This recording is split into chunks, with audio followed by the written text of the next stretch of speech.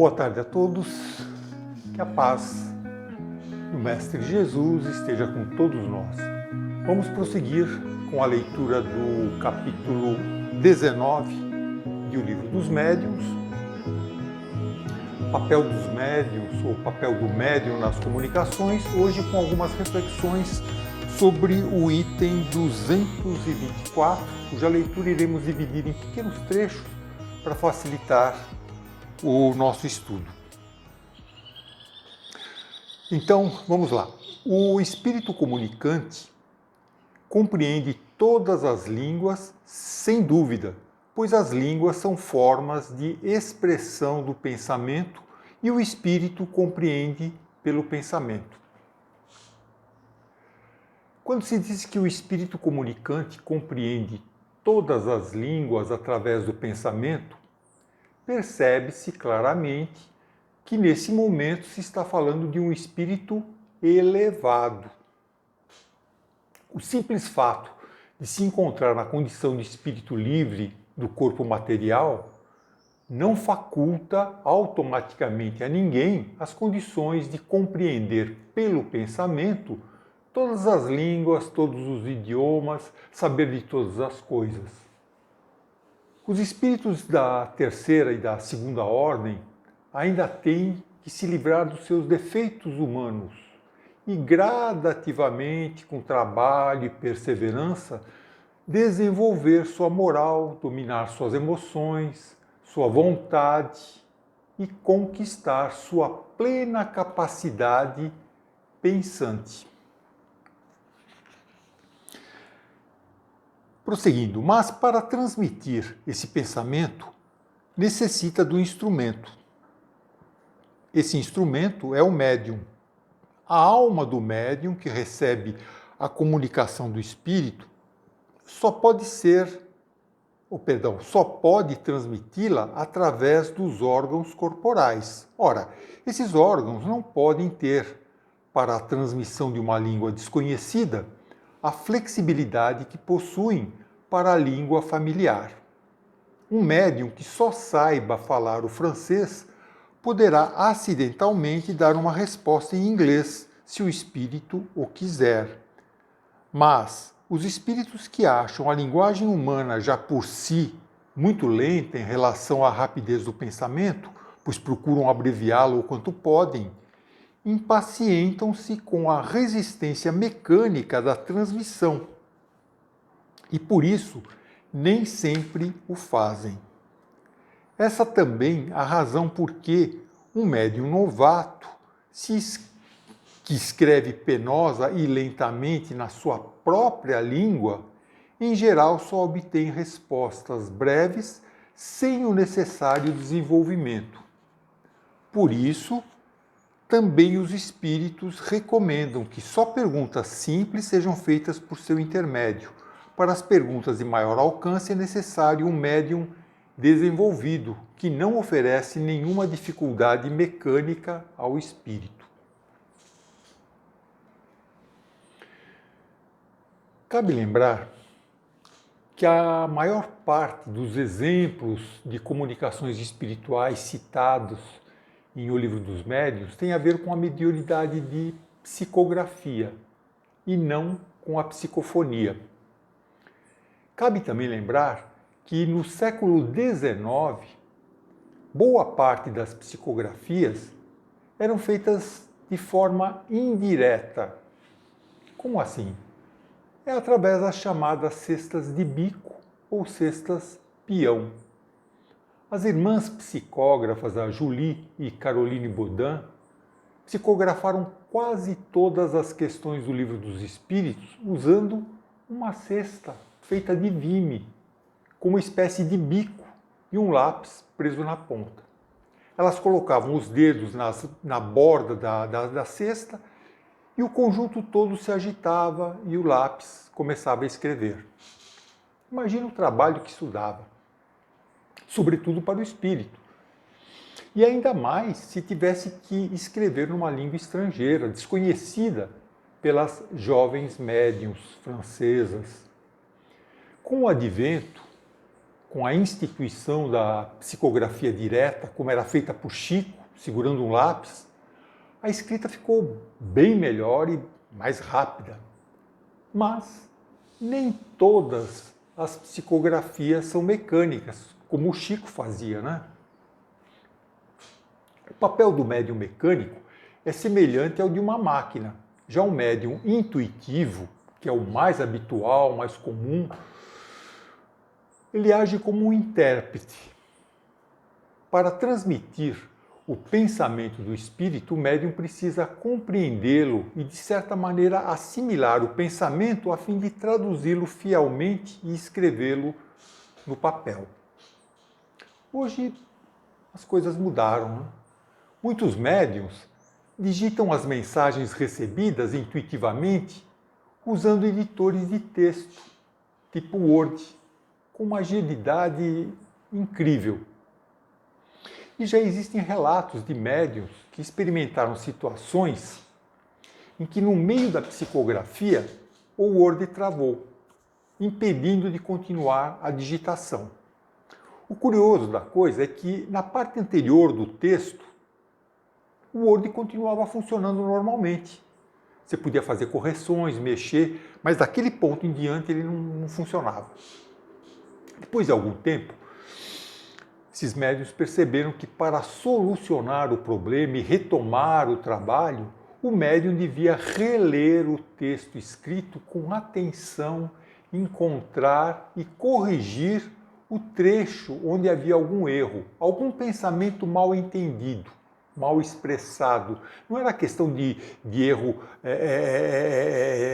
escrever errado uma palavra, mas era a questão do texto mal expressado, que poderia dar um significado contrário à ideia do espírito.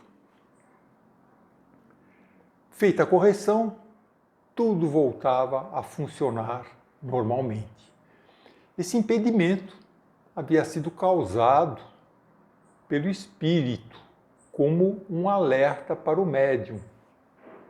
Baixa a bola, para ter a máxima atenção na assimilação da mensagem e só então digitar com tranquilidade e sem pressa. O primeiro e mais importante passo é entender o que o espírito está querendo passar, assimilar o seu pensamento, para só então escrever ou digitar com o devido cuidado para que o significado não seja alterado.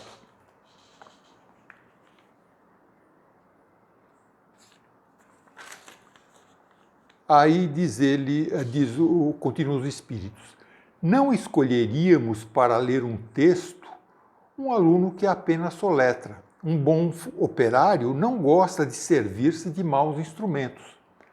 Acrescentemos outra consideração de grande importância no tocante às línguas estrangeiras. Os ensaios nesse sentido são sempre feitos por curiosidade, com o objetivo de experimentação. Experimentar os espíritos, né? Saber se eles sabem falar noutra língua, se eles estão aptos a fazer isso. Ora, nada mais antipático aos espíritos do que as provas a que tentam submetê-los. Os espíritos superiores nunca se prestam a isso. Afastam-se quando se pretende entrar nesse caminho. Tanto gostam dos assuntos sérios e úteis, quanto lhes repugna ocupar-se de futilidades e simples curiosidade. Os incrédulos dirão que, sendo para convencê-los, trata-se de coisa séria, pois poderá resultar na conquista de adeptos para a causa dos espíritos. Isso foi no começo da fase, como nós vamos ver adiante, que as pessoas eram atraídas pelas perguntas tolas que faziam os espíritos. Então, continuando, a isso respondem os espíritos. Nossa causa não precisa dos que são bastante orgulhosos para se julgarem indispensáveis. Chamamos para nós aqueles que queremos e que são sempre os mais humildes e pequenos. Jesus fez acaso os milagres que os escribas lhe pediam? E de que homem se serviu para revolucionar o mundo? Se quereis convencer-vos, tendes outros meios que não as exigências. Começai por sujeitar-vos aos fatos. Não é normal que o aluno imponha sua vontade ao mestre. Infelizmente, alguns médiuns não entenderam seu papel de ferramentas do mundo espiritual. Uns curiosos querem testar os espíritos para ver se eles têm a habilidade de escrever em outras línguas, seu conhecimento, né? Outros, orgulhosos de sua capacidade mediúnica, são exigentes, sentem-se indispensáveis. Como se a ferramenta fosse mais importante do que quem comanda essa ferramenta, que são os espíritos. Na Revista Espírita de dezembro de 1863, Kardec diz que o Espiritismo passaria por diversas fases ou períodos. E ele enumera mais ou menos assim: período de curiosidade, fase de comunicações frívolas e levianas, os salões onde a aristocracia se divertia, aquela fase que foi dito ali que era para chamar a atenção das pessoas. Mas foi uma fase relativamente curta. Depois, dentro desse período de curiosidade, veio a segunda fase, a fase das comunicações graves, sérias, instrutivas. Depois veio o outro período, o período de luta, onde ocorreu o Auto de Fé de Barcelona, com a queima de livros, perseguições ao espiritismo, e se prolongou por um tempo bastante longo, né? Até atingir o período chamado período religioso, onde as pessoas de diversas denominações religiosas passaram a simpatizar com a parte religiosa do espiritismo. E chegamos então ao período de renovação social, que havia sido previsto para o início do século XX e que está se processando neste nosso século ainda. Nas primeiras fases foram aceitos alunos que apenas soletravam e que procuravam impor sua vontade ao mestre, como está no texto. Esses médiuns, segundo Emmanuel, são almas que fracassaram desastradamente e que tiveram a oportunidade, através da mediunidade de prova, de resgatar seu passado obscuro.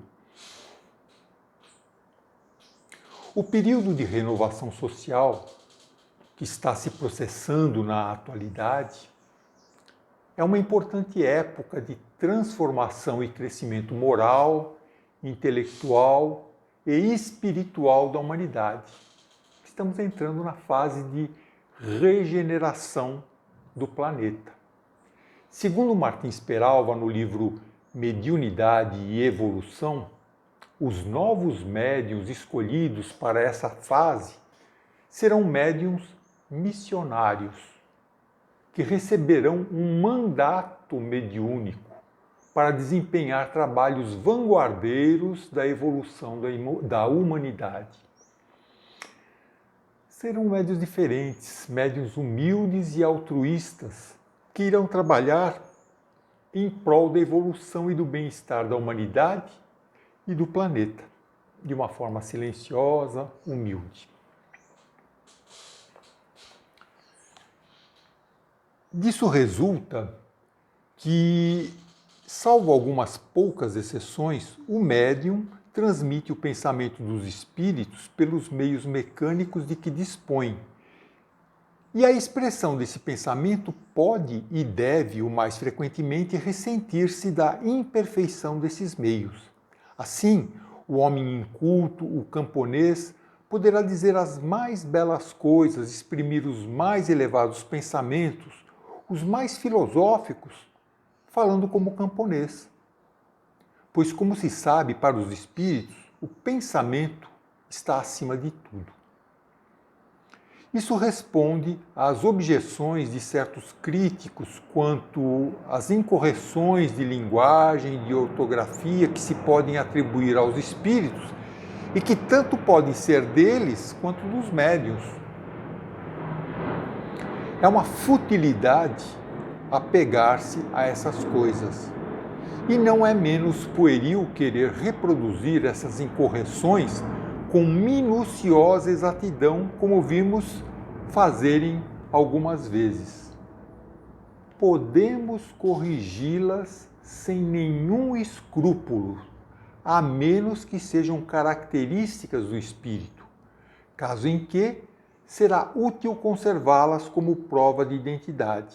Assim, por exemplo, vimos um espírito escrever constantemente Julie, sem o S, referindo-se ao neto, porque quando vivo escrevia assim, embora o neto, que servia de médium, soubesse perfeitamente escrever o seu nome. Era Jules. Então aqui, os espíritos respondem à tola argumentação das pessoas, os críticos que ainda se atêm a questões menores, da forma como os pensamentos dos espíritos estão psicografados, deixando de analisar e valorizar o que há de elevado nos ensinamentos transmitidos. É uma tolice se prender nas pequenas incorreções de linguagem e de ortografia, muitas vezes com o intuito de desvalorizar o médium ou o espírito comunicante. É perder o sentido de proporção. Nós vemos em Mateus capítulo 23, versículo 24, as palavras de Jesus que diz: guia cegos que coais o mosquito e engolis o camelo. Em outras palavras, Jesus adverte os fariseus da época e todos aqueles que se preocupam desmedidamente com coisas insignificantes como um mosquito, sem ter a mesma preocupação com coisas maiores e muito mais importantes, como a justiça, a misericórdia, a fé, o amor. E no preâmbulo do capítulo 28 de O Evangelho segundo o Espiritismo, nós lemos: os espíritos sempre disseram, a forma não é nada, o pensamento é tudo. Então, um bom pensamento vale mais do que 1000 palavras rebuscadas, apuradas, requintadas, mas que não tocam o coração das pessoas. Bom, aí terminamos a leitura do item 224 e na próxima semana, se Deus permitir, continuaremos a leitura do item 225, primeira parte, que por ser longo será dividido em 4 partes. Então, que a paz de Jesus continue com todos nós, agora e sempre.